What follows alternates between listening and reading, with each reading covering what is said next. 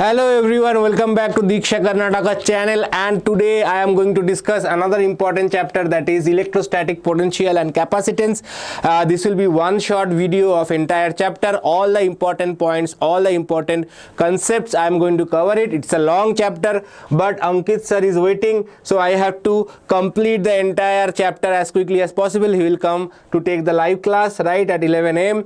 So let us look into the list of important concepts from this chapter. This is a merged overall, not a detailed breakdown of the chapter, but if you understand these concepts, then you are good to go. So what are all those? Electric potential and potential energy. We have equipotential surface and electric field.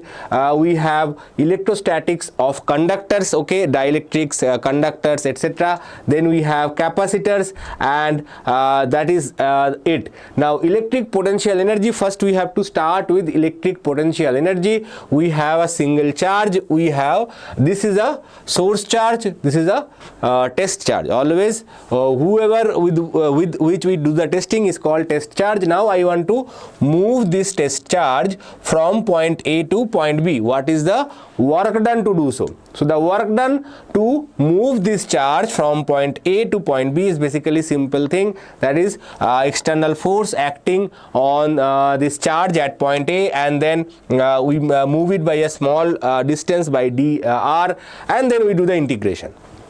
Okay, force is definitely not constant, right? Force is varying with distance, so you cannot multiply F into X, so you have to do F dr integration, right? Now this work done is against the electrostatic force and gets stored as potential energy. So whenever you are doing energy work against some force, work done against some force, that energy is getting stored as potential energy, right? If you remember in your PU1, gravitational potential energy, work done against the gravitational energy, gravitational force is basically stored in the object, okay, except friction. All the work that you do in against the force generally gets stored. For example, spring.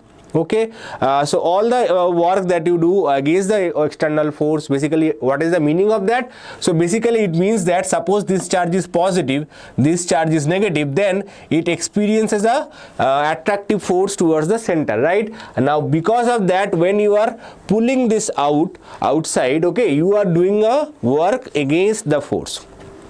Okay, by default it is defined like that. In case both charges are same, then work is not done against the force, work is done by the force. So in that case the sign will be negative, etc, etc.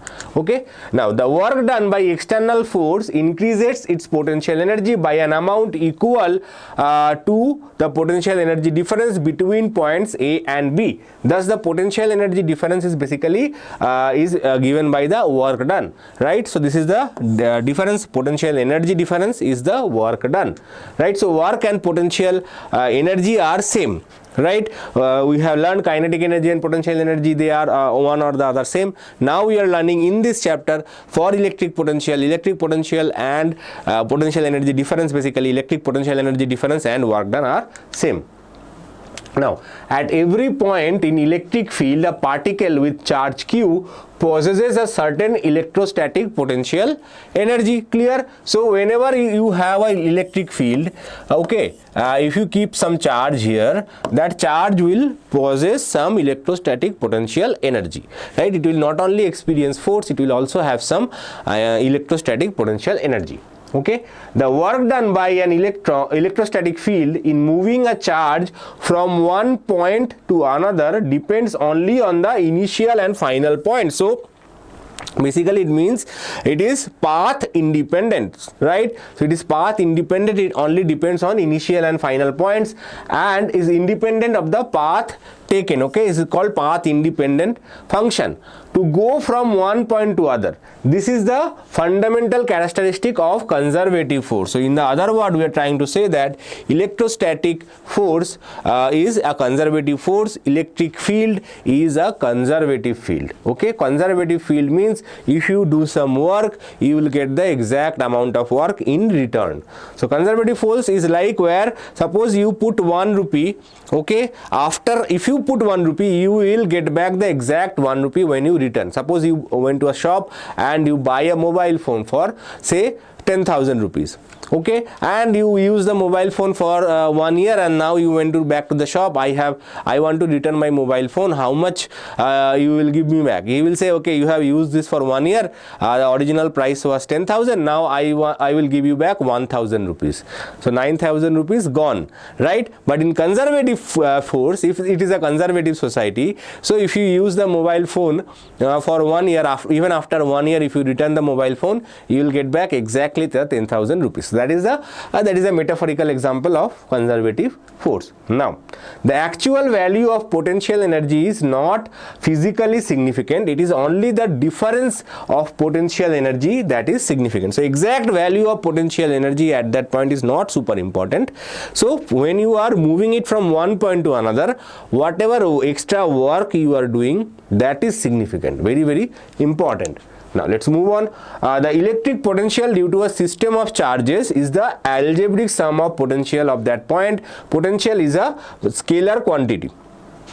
Okay, so electrostatic potential,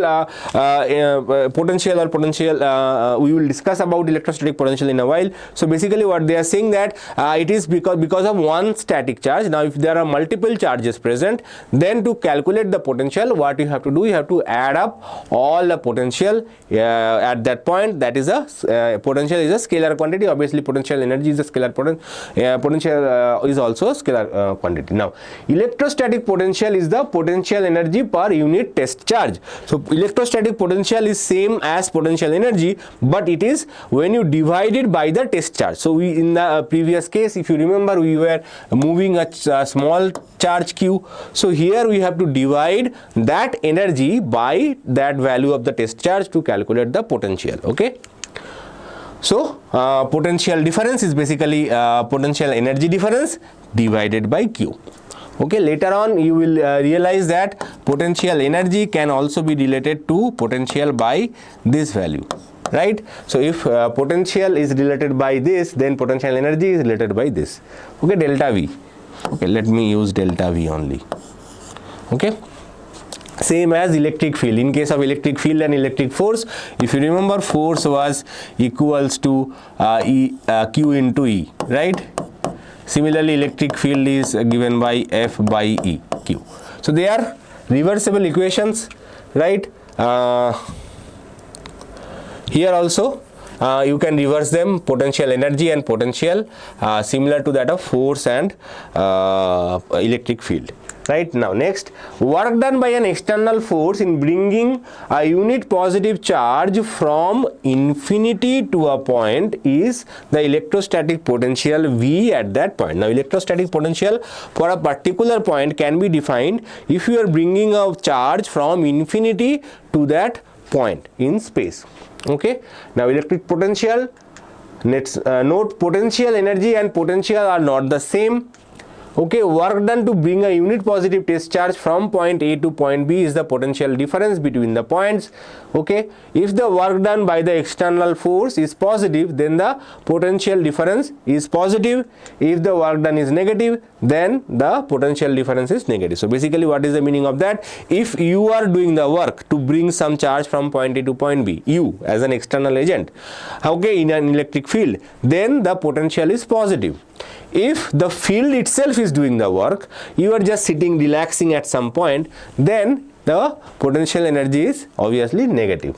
As simple as that. Now electric potential due to a point charge, this is the formula, V is equal to 1 by 4 pi epsilon naught Q by R. Sometimes we also write K Q by R. Obviously K is 1 by 4 pi epsilon naught. We have already seen that, and that is equals to 9 into 10 to the power of 9 SI units, right? So these are all the forms that you have to. Derivation is not required in KCET. It is required for your PU2 if you are watching before your PU2 exam. Now, if you plot the graphs for electric field and potential versus the distance.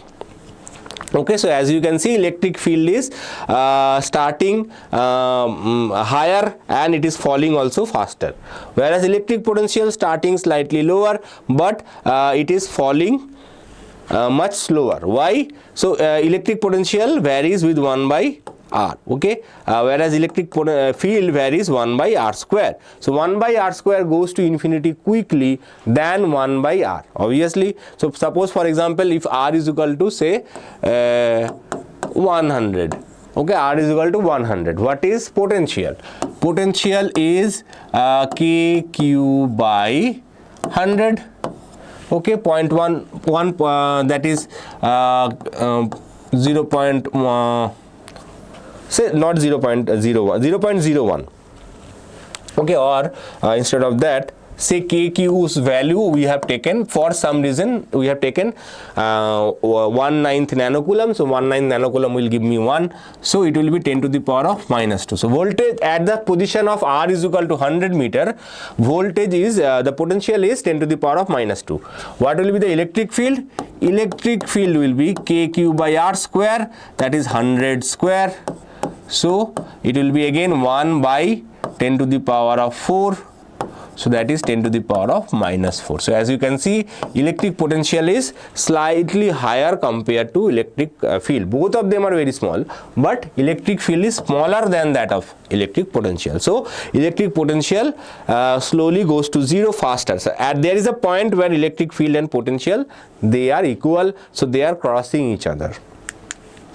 Okay, now potential due to a dipole, this is the formula for potential due to a dipole at any point in space where the angle made by the dipole along the dipole moment is theta, then potential is given by P cos theta by r square. Okay, this is the potential, not potential energy. This is the potential due to a dipole. And if you observe that electric potential normally due to a point charge, was basically proportional to 1 by r, and electric potential due to a dipole is proportional to 1 by r square. Similar to that of the electric field. If you remember, in electric field due to a point charge was proportional to 1 by r square, whereas electric potential due to a dipole was proportional to 1 by r cube. Right, there are two different positions, there is a common position also, but in any case for dipole it is always proportional to 1 by r cube, and it is 1 by r square. So be careful, okay, you have to remember that for dipole it is always 1 r less, 1 r more in the denominator. Okay, now let's move on. Let's see one problem. Two concentric spheres of radii capital R and small r have positive charges Q1 and Q2 with equal surface charge densities. Okay, so surface charge density is sigma, okay, and they both of them has same equal surface charge densities. What is the electric potential at their common center? Okay, so two common, we have two spheres, okay, two spheres, one has charge say Q1, another one is Q2. What is the electric potential at their common center? Now if you see, none of the option was actually given in terms of Q1 and Q2. So what is the problem is saying, find Q1 and Q2, that is your job. Then you can find the answer. Answer is given in terms of sigma. So sigma is same for both the spheres. So first we have to calculate Q1, then we have to calculate Q2. So what is Q1?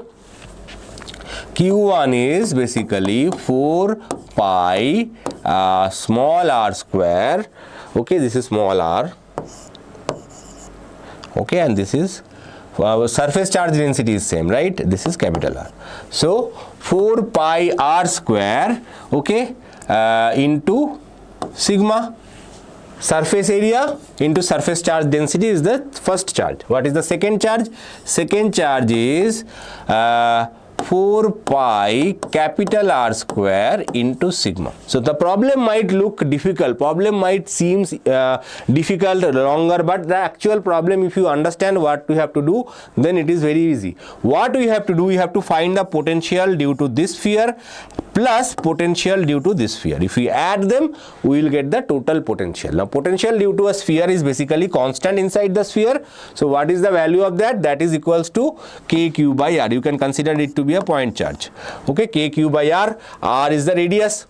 So first, due to Q1, potential due to Q1, V1 is equal to K Q1 by R, that is 1 by 4 pi epsilon naught. Here everything is important, you have to put the values. Okay, 4 pi r square sigma divided by small r. So 4 pi cancels, one of the r cancels, so you get sigma r divided by epsilon naught. This is V1. Similarly, V2 will be sigma capital R by epsilon naught. So what is the total potential? Total potential is basically, as I said, potential is a scalar quantity, you can simply add them.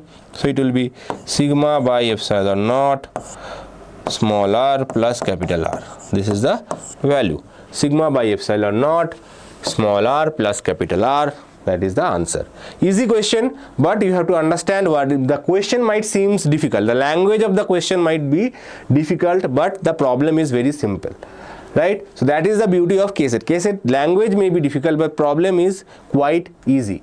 Let's move on to the equipotential surface part. An equipotential surface is a surface with a constant value of potential at all points on the surface. Okay, so if you consider this positive charge at all the points on any one of these circles, the potential is constant. Okay, it has a spherical symmetry, right? If you consider any sphere around this charge, all the points will be at the same distance. Same distance means kq by r. So kq by r means that will be constant. Now potential is a scalar quantity, so even the direction will not be there. So this is called equipotential surface. That is why we do not have something called equifield surface. Field can have different direction on different points, but potential will definitely not have any direction. So all the points on this circle is called equipotential surface. This is one equipotential surface. This is another equipotential surface. But these two surfaces are equipotential, but there is a potential difference between these two surfaces. They are not at same potential. Similarly, these two also have potential difference, but both of them are individually equipotential surfaces. Okay, now for any charge configuration, equipotential surface through a point is normal to the electric field at that point. So if you consider that what is the electric field direction at this point, so electric field on the equipotential surface at any point of time, this is electric field, suppose. Okay, so it will be normal. Always the angle between equipotential surface and electric field at any point, they will be 90 degrees. Okay, at any point, any random point. So if you say this is a positive charge, right? So this will be electric field at any point, it will be always normal. Okay, now so here we have shown that it is not always normal, right? You can consider this angle is also normal. So no matter how the electric equipotential surface looks like, okay, they are always normal. Okay, now let's move on. The electric field and potential, the relationship between electric field and potential is minus dV by dl. What is the significance of this negative sign? The electric field is in the direction in which the potential decreases the steepest. Okay, so for example, we have a equipotential surface. We have equipotential surface like this. Another is this. We do not know what is the charge configuration. Okay, I want to find the electric field at this point. Okay, we want to find electric field at this point. Now what will be the direction of electric field? Electric field can be in this direction, can be in this direction, and can be in this direction, right? One thing, obviously we know that electric field is normal to the surface, so definitely this is the answer. Also another point is, if you go in this direction, electric field is decreased, electric potential is decreasing, but it is not the steepest one. Steepest one means where the distance is the smallest between the two surfaces. Okay, so in this direction electric field is this is the direction of electric field, because electric potential is decreasing the steepest. So the decreasing fact gives rise to this negative sign. Okay, because when electric field is in the direction of decreasing electric potential, the negative sign represents that only. What else? The electric field is normal to the equipotential surface at all points. We have already mentioned that. Now let's move on to the system of charges. Okay, so we have suppose 3 charges kept like this. We are taking a general case of 3 charges. For more charges not required at this level, so we have 3 charges Q1, Q2, Q3. Okay, and this is a system of 3 charges kept at one place. Okay, and we want to find the potential energy of this system. Okay, potential energy, how to calculate? There is a mistake here, I think. The mistake was nothing super, is that this is electric potential, right? Potential energy, not electric field. So there is a mistake here. It will be U. Okay, it will be U. So electric potential energy of this system is basically, first there is nothing, empty. Okay, then there is one charge Q1. So now when you bring one charge Q1, no work is done because it is completely, no other charges is there, no other electric field is there. So one charge, first charge can come as it is. Now when you are bringing the second charge, the second charge is coming in the presence of the field of Q1. So the work done is Q1, Q2 by R12. Now when you are bringing the third charge, now there is two field present, one is due to Q1, other is due to Q2. So you have to add these three terms. It's very easy to remember: Q1 Q2 by R12, Q1 Q3 by R13 plus Q1 Q3 by R23. Okay, the final expression for U is independent of the way the configuration is assembled. So I said no, first we have brought Q1, then Q2, then Q3. But what if first I bring Q3, next I bring Q1, third I bring Q2? So it is independent of the order. Okay, it is as long as the three charges are kept, the total potential energy of the system will be this. It is independent of the order by which they are brought. Okay, the potential energy is given by present state of configuration and not the way the state is achieved. Okay, interesting and important point to remember. Now potential energy in an external field. Now we have an external electric field and we want to find the potential energy of the system of something. So first we have a single charge. It is easy. I already mentioned that potential energy of a charge kept in an external electric field is basically U is equal to Q into V. V is the potential, electric potential at that point, right? So this is the simple one. Next is, we have now two charges. So already we have some electric field. Okay, we have some electric field. We initially we had only one charge, say Q1. So only one charge Q1 is easy, or only one charge Q is easy. Now we have two charges Q1 and Q2 kept in the same electric field. Now what is the potential energy? Will this be just sum of say this is VA, A point A, this is point B. So potential at point A is VA, potential at point B is VB. So will it only be VA Q1 plus VB QB Q2? It is correct. It is not 100% correct, because as I said, first when you bring the first charge, this charge will have an electric field of its own. So whenever you are bringing the second charge, you have to do some work against that also. So the formula is given by U equals to Q1 VP plus Q2 VQ. So instead of AB they have considered P and Q. Okay, and so they can be P and Q, but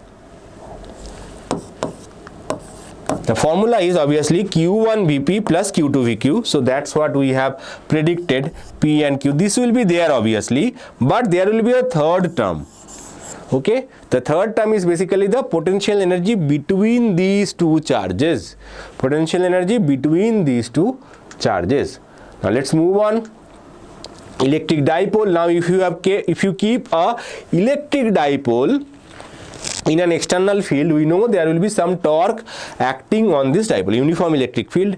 Okay, so torque acting on it, so there will be some potential energy of this system as well, and the formula for potential energy is easy. U is equal to PE cos theta. So the torque was P cross E vectorially, and the potential energy, which is a scalar quantity, is basically P dot E. Okay, these things are simple. Now let's move on to the electrostatics of conductors. So metallic conductors contains, these are mainly some points that you have to understand, and based on that some objective questions might come. So you have to, there is nothing much to super good to remember, just to understand these things, and it is easy to remember as well.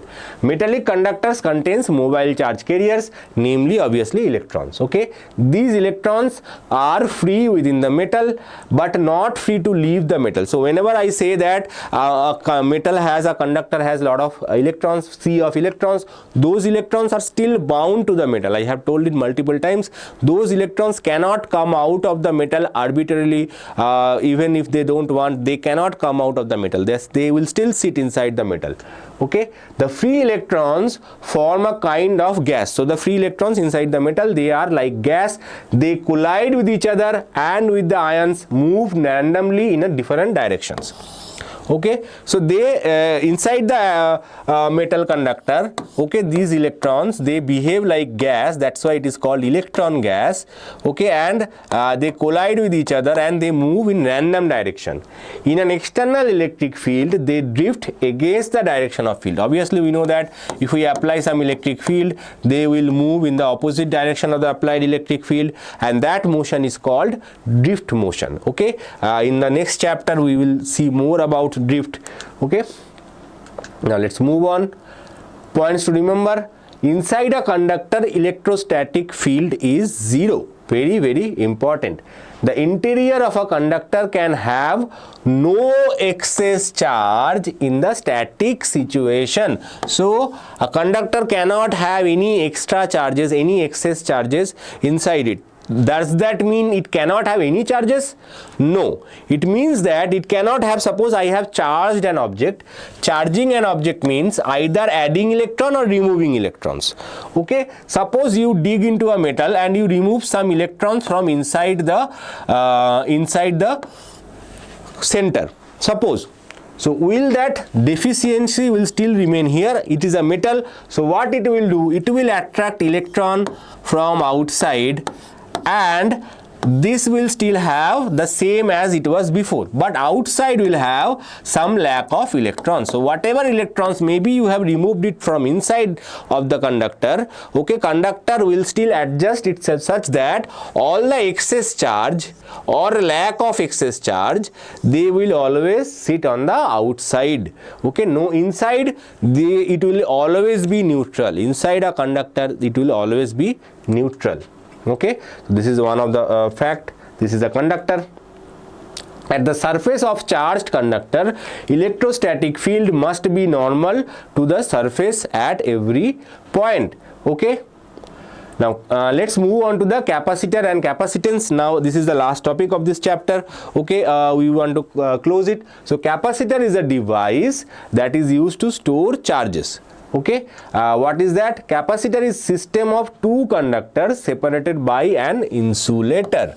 Okay, usually in practice the two conductors have charges Q and minus Q with potential difference V equals to V1 minus V2 between them. So we have, suppose we have one conductor here, okay, another conductor here. Okay, ideally they do not need to have same charges. They can have different charges, they can have different potentials as well. Now remember that capacitors does not necessarily mean they are parallel plate capacitor. Okay, even though parallel plate capacitors are the main capacitors that is used in almost everywhere. Okay, there are some cases we use cylindrical capacitors as well. Okay, spherical capacitor is also one type of capacitors.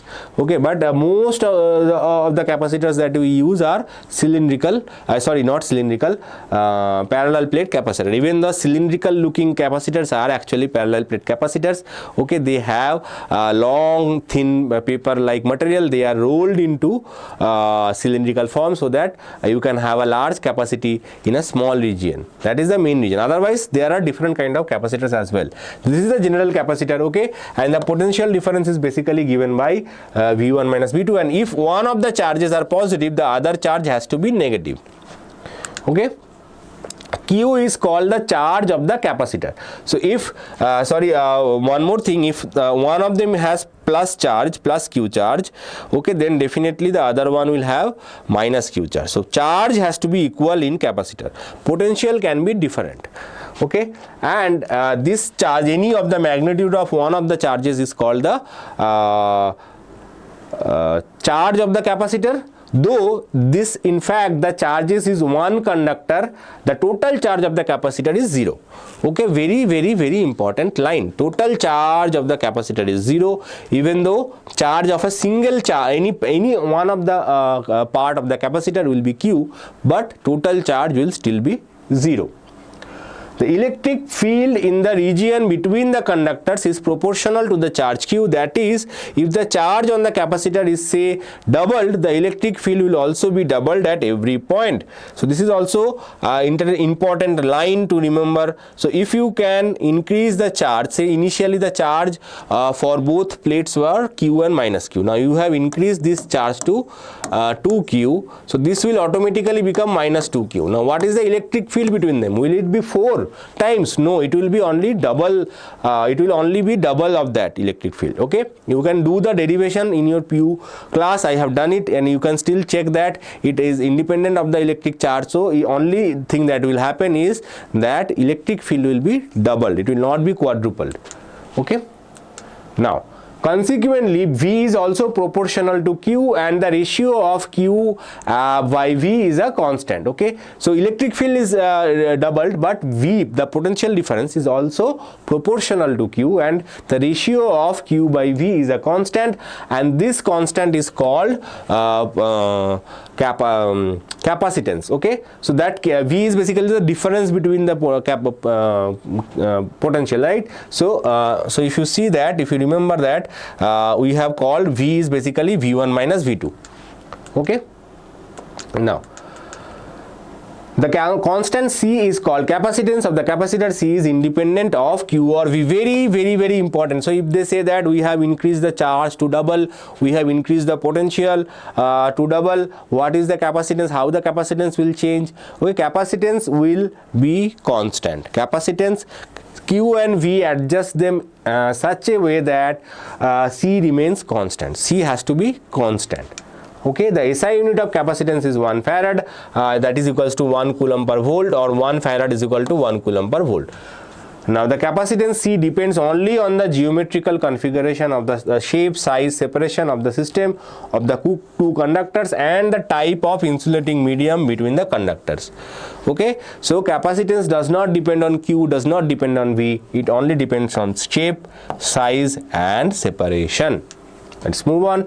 From the above equation, we can see that large the C, V is small for a given Q. Okay, this means that capacitor with large capacitance can hold a large amount of charge at a relatively small V. This is of practical importance. So I want to store a large amount of charge, but I don't want to raise the potential too much. If we raise the potential too much, there may be some chances of leakage. So if I want to do that, then what I can do, I need to have a higher capacitance. Okay, so that even if Q is getting increased, V is not increasing by much. C is constant, right? So V is basically Q by C, right? V is equal to Q by C. Now if we have a higher C, say 10,000, then even if you add, say 1000 coulomb charge, it will still be raised by a fraction 0.1 volt. Right, so even if you increase the charge, the increase in corresponding voltage will be small, right? That is the main thing. Now, let's move on. Capacitor and capacitance. So this was the diagram. High potential difference implies strong electric field around the conductors. A strong electric field can ionize the surrounding air. The charges produced due to the ionization are accelerate towards the oppositely charged plates. This partly neutralizes the charge on the capacitor plates. The charge of the capacitor leaks away due to the reduction in insulating power of the intervening medium. So as we say that if we increase the electric field, as we increase the electric potential. What is happening is that the charge is increasing because capacitor is constant. Now what is happening, the in between medium, the intervening medium of the plates, they starts to get ionized. Okay, so suppose there is a oxygen atom was there. Oxygen, what he is saying, he is saying he is going near the positively placed charged, and they are saying, okay, take my electron.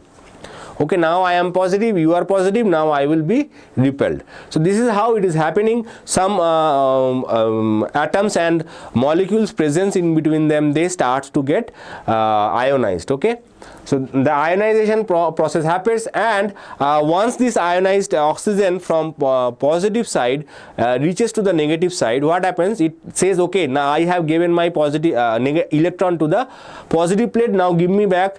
Now he is asking to the negative side, right? So now negative side has to give back that electron. Now once this oxygen gains back that electron, what he is doing, he is reducing one positive charge in the positive plate, and he is also reducing one negative charge in the negative plate. So slowly these ionized atoms, they start to eat out some of the charges in the capacitor. Okay, so if the electric field is very high, it in turns ionizes the atoms and molecules, and they slowly reduces the charge stored in the capacitor. Okay, the maximum electric field that a dielectric medium can withstand without breakdown is called dielectric strength. Okay, breakdown means if that limit is reached, what happens, the electrons, the atoms and molecules are so much ionized, they discharge the entire charge from positive to negative, or entire electron from negative plate to positive plate in fraction of second. Okay, that is kind of corona discharge. Okay, like lightning. Okay, entire charge from negative plate, entire electrons from the negative plate in a fraction of second will move towards the positive charge, discharging the complete capacitor, and in turn it might also damage the capacitor somewhat. Okay, so that is one of the thing. So the maximum electric field it can withstand is called the dielectric strength. The dielectric strength for air is 3 into 10 to the power of 6 volt per meter. Okay, for a separation between conductors of the order of 1 centimeter or so. This field corresponds to a potential difference of 3 into 10 to the power of 4 volt between the conductors. There is a limit to the amount of charge that can be stored on a given capacitor without significant leaking. In practice, a farad is a very big amount. So the unit farad is very big amount. We cannot have 1 farad capacitor. Okay, we can have microfarad, we can have nanofarad, even picofarad, they are common. So farad is basically very rarely very big unit, you cannot even comprehend. Okay, because the charge, 1 coulomb charge is equal to 6.25 into 10 to the power of 18 electrons, which is a very huge number, right? So farad is also a big number. Now the most common units in practice are, obviously I told you, microfarad 10 to the power of minus 6, nanofarad 10 to the power minus 9, picofarad 10 to the power minus 12. There are some circuits showing capacitors. Now remember, even this circular one is actually a parallel plate capacitor. Okay, there are few cases like button capacitors, they may not necessarily be a parallel plate capacitor, but otherwise most of the capacitors are actually parallel plate capacitor, but there are other types of capacitors as well. So now we are discussing about the parallel plate capacitor. So parallel plate capacitor is basically we have 2 plates. This is plate 1, plate 2, and if you calculate the parallel plate capacitor, so let's see, a parallel plate capacitor consists of 2 large parallel conducting plates separated by a small distance. The distance is very small, okay, and its capacitance is given by C is equal to A epsilon naught by D. Here A is the area, okay, epsilon naught is the free space permittivity, and D is the distance between them. Now what will happen if I fill this region with a dielectric medium of dielectric constant, say K? If I fill this medium with a dielectric constant K, then the capacitance will become C is equal to Ka epsilon naught by d. You have to remember this. So by applying dielectric, the capacitance increases. If you remove the dielectric, the capacitance will decrease by equal amount. Now combination of capacitors with dielectric is not there. I have not seen a question coming in your KCET, so you can skip that. Those are for JEE students. Okay. Now combination of capacitors, series combination. Obviously we know that if say capacitors is C1, C2, C3, they are connected in series, it is same as the series combination, right? Sorry, it is same as the parallel combination in case of resistances. So we have C1, C2, C3, okay, like that they are connected in series. Then the equivalent capacitance is Ceq equals to 1 by C1 plus 1 by C2 plus dot dot dot. And if only two capacitors, then we can directly write. Now remember that one case I have seen the students making mistake is after calculation they forgot to take the reciprocal of this. This is 1 by Ceq. The final answer should be Ceq. Okay, and to avoid that mistake, what we do, we suggest if there are only two capacitors, use this one. Okay, C equivalent is basically C1 C2 by C1 plus C2. This is for only when two capacitors are there. There are say n capacitors. This is the formula. Two capacitors are there. Now if n equal value capacitors are connected in parallel, we have n equal capacitors. So C, everyone is C, and we have say n number of them, C, then the equivalent capacitors. So we have n number of capacitors, then the C equivalent is basically C by n. This is a shortcut formula that you should remember. Now parallel combination is easy. It is same as the series combination of resistances, right? Suppose we have n number of capacitors connected in parallel, C1, C2, C3, it is easy. So in that case C equivalent is basically C1 plus C2 plus C3 plus dot dot dot. And if n equal capacitors are connected in series, it is easy. Okay, n equal capacitors connected in parallel, sorry, not series, n equal capacitors are connected in parallel, then the equivalent capacitance is n into C. Okay, C, it will be n into C. Based on this, sometimes if you know this, in some cases some problems might save you some 20-30 seconds. Okay, now you have reached this end of this lecture, and let me know how you like this. This was a very short, crisp gist of the entire chapter. I will be solving some numerical questions from this chapter in our live session. I hope I will meet you there. Till then, bye.